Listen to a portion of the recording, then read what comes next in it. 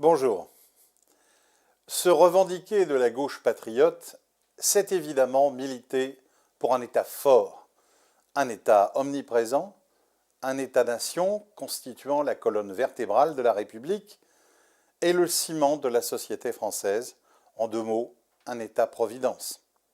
Oui, la gauche patriote appelle à l'État-providence qu'elle tient pour l'aboutissement raisonnable et évident de toute société avancée.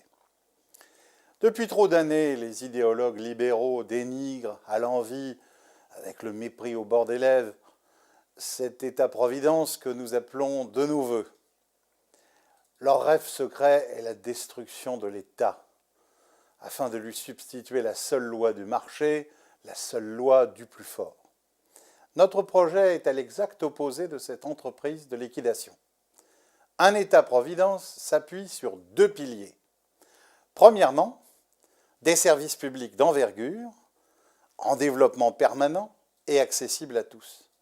Deuxièmement, une protection sociale et des prestations d'un niveau suffisant jusqu'à l'éradication totale de la pauvreté. Hélas, force est de constater que ces piliers, attaqués, insultés, sabotés, grignotés de toutes parts, sont sur le point de s'effondrer. La police est incapable d'assurer ses missions. La justice se clochardise. L'école publique se désagrège. L'hôpital tombe en ruine. Les bureaux de poste ferment les uns après les autres. La désertification des administrations françaises s'étend plus vite que le Sahara. Les transports sont découpés en rondelles pour être liquidés et vendus à des patrons voyous.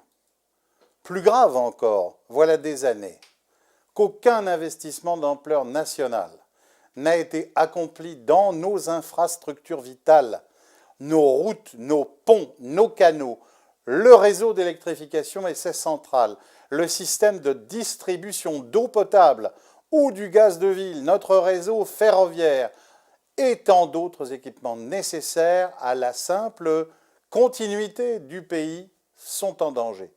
Vieillis, décrépits, la maintenance s'apparente à des interventions désespérées, au rafistolage de fortune.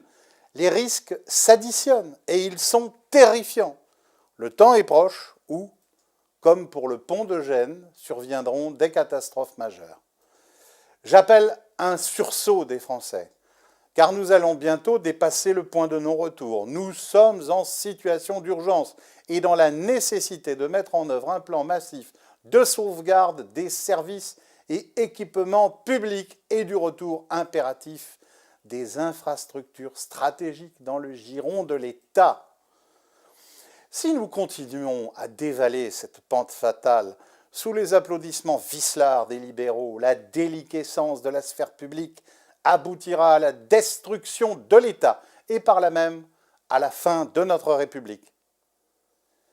Seul le retour à la planification, prévoyant de régénérer, voire de recréer l'ensemble des actions nécessaires de l'État, cela dans un délai de 5 ans, évitera la descente aux enfers de notre pays et le chaos. Ce plan exigera des moyens colossaux. Nous n'aurions jamais dû laisser le gouvernail de la France à des technocrates médiocres qui ont un tableur Excel à la place du cerveau. Tels des termites, ces incapables diplômés ont fait leur carrière en grignotant les charpentes de l'État, imperceptiblement, année après année, budget après budget, reporting après reporting. Ils n'eurent comme obsession que la réduction des moyens alloués au service de l'État et de s'aveugler sur l'idée inepte qu'on peut diminuer des moyens en maintenant l'efficacité et la quantité d'un service. Bien au contraire, chaque fois qu'on ampute 10% de moyens, cela se traduit par une détérioration de 30% du service initial. Cette idée d'inertie se constate également en sens inverse, car après un rabotage de budget, 30% de moyens en plus n'apportera que 10% d'amélioration du service. Lorsque la spirale de la paupérisation d'un État a été enclenchée inverser ce cercle vicieux devient toujours difficile et toujours plus coûteux. Ce constat, quelques-uns de ces technocrates qui gèrent la France à coups de ciseaux l'ont déjà fait. Cependant, ils se gardent bien de reconnaître leur dévastation, puisque leur ascension dans la carrière ne récompense que les dégâts qu'ils laissent.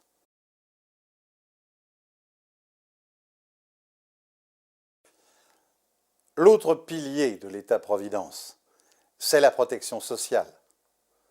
Aujourd'hui, notre système social est l'un des plus protecteurs au monde. Il est moins gangréné que nos services publics, cependant, il n'a jamais été autant menacé qu'aujourd'hui. Menacé par Bruxelles, qui nous harcèle avec ses exigences de réformes structurelles. De ce jargon d'eurocrate, traduisez le diktat libéral suivant: gouvernement de tous les pays, faites la chasse à vos pauvres. Cette chasse aux pauvres, que l'on diabolise en les traitant d'assistés, cette rengaine lancinante accusant les Français de siphonner l'assurance maladie, de se gaver d'allocations, de se rouler dans les milliards du chômage, cette insulte permanente contre le Gaulois réfractaire qui aurait l'outrecuidance de vouloir prendre sa retraite avant de tomber malade, contre le smicard qui ne traverse pas la rue pour toucher un demi-smig, ce bourrage de crâne, répétant en boucle que le pays est endetté. Que vous, Français, vous êtes bien coupables de l'endettement du pays. Sachez que ces discours, ces mensonges, ces imprécations cyniques ne sont pas le résultat d'un constat et encore moins l'expression d'un regard sur la réalité. Ce n'est que du venin idéologique, le venin de l'idéologie libérale, un poison et une escroquerie monumentale. Ces escrocs proclament, avant de distribuer la richesse, il faut d'abord créer de la richesse. Mensonge. La richesse est déjà là, et depuis des décennies. Sa source principale résulte des gains de productivité, c'est-à-dire d'une efficacité au travail de chaque salarié de ce pays, qui n'a cessé d'augmenter et de façon exponentielle durant ces 40 dernières années. La question n'est pas de créer de la richesse, la question est de contraindre ceux qui se sont goinfrés avec cette richesse, de la partager. Ce pays pourrait demain multiplier par 2 tous les minima sociaux, que la richesse globale de la France n'en serait même pas entamée. Alors, pourquoi la chasse aux pauvres? Pourquoi le dynamitage de notre système de retraite? Pourquoi le tri entre les bons et les mauvais malades? Pourquoi culpabiliser les smicards et traquer les chômeurs? Le libéral arrogant, le recouvreur de dettes, le premier de cordée égoïste, serait-il autant de sadique? Hélas. La réponse est plus terrifiante encore. La casse des minima sociaux et de toutes nos protections sociales ne vise pas à affamer les pauvres. Elle vise la classe moyenne. Le discours libéral rêve à haute voix d'une abolition du SMIC et d'une suppression progressive des allocations chômage.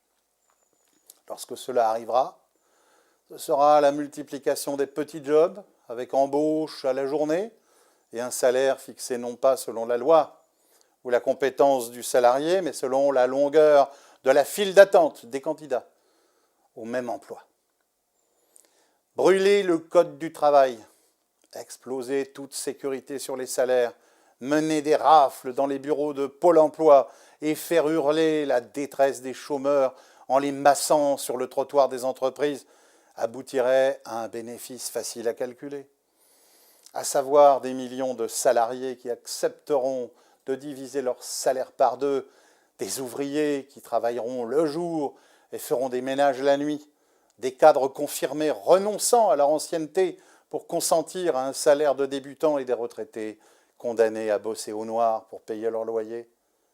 Tout le monde serait impacté par un bouleversement du marché du travail résultant de la fin des prestations, des minima sociaux et des protections des travailleurs. Malheur à celui qui n'a que son talent, sa compétence et sa force de travail pour vivre, car ce qu'il croit être la juste récompense de ses efforts est aujourd'hui sérieusement menacé par le projet libéral et par les plans de Bruxelles. C'est pourquoi nous tous, ceux des classes modestes, comme ceux des classes moyennes, les actifs comme les non-actifs, ceux qui bossent 50 heures par semaine, comme ceux qui subissent 15 heures à temps partiel, les étudiants, comme les retraités, les malades et ceux qui ne le sont pas encore. Nous devons tous désirer l'État-providence, le triomphe de l'État-providence. Tel est le combat pour lequel je lutterai jusqu'à mon dernier souffle. Seul l'État-providence rendra au peuple français la démocratie que les élites capitalistes lui ont confisquée. Seul l'État-providence empêchera ces fripouilles et leurs idéologues de traiter les Français comme du bétail.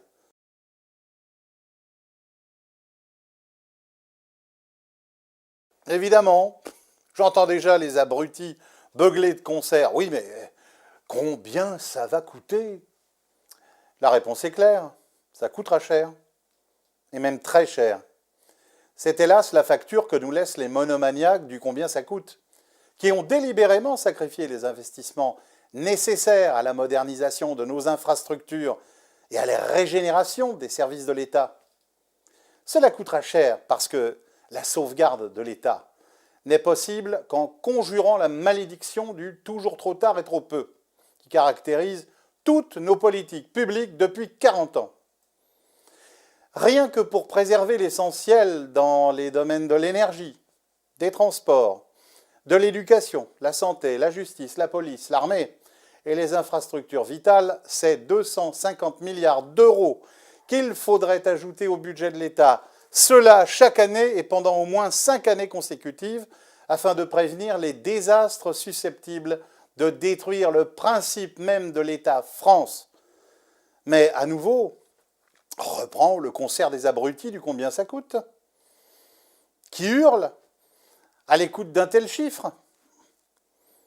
Lors de mes propos sur l'impôt et sur la monnaie, j'ai eu l'occasion de vous entretenir sur la problématique du financement de l'action publique et je vous invite à les consulter. Mais le message que je veux faire passer ici n'autorise pas l'ambiguïté, car les citoyens attendent de leurs hommes politiques qu'ils fassent de la politique et pas de la comptabilité. C'est un autre métier. En songeant aux réflexes imbéciles de ces technocrates qui pullulent dans notre classe politique, comment réagiraient-ils face à certaines tragédies qui parfois traversèrent l'histoire de la France? Si la France endurait une guerre, devant faire face à un agresseur, nous aurions encore des inconscients pour dire « oui, mais une guerre, combien ça va coûter ?» Si nous sommes frappés par une épidémie planétaire, si des centaines de milliers de Français se retrouvent contaminés par un virus dévastateur, nous aurons encore des abrutis pour dire « oui, mais soigner tous ces gens, combien ça va coûter ?» Rétablir l'État-providence ne servira pas seulement à rendre sa colonne vertébrale à notre nation, ce ne sera pas seulement garantir la protection de tous, ce ne sera pas seulement redonner du sens à la démocratie, ce sera aussi poser une pensée juste qui remettra l'action politique sur les rails de l'intérêt général. Vouloir l'État-providence, c'est juste défendre notre dignité d'être humain.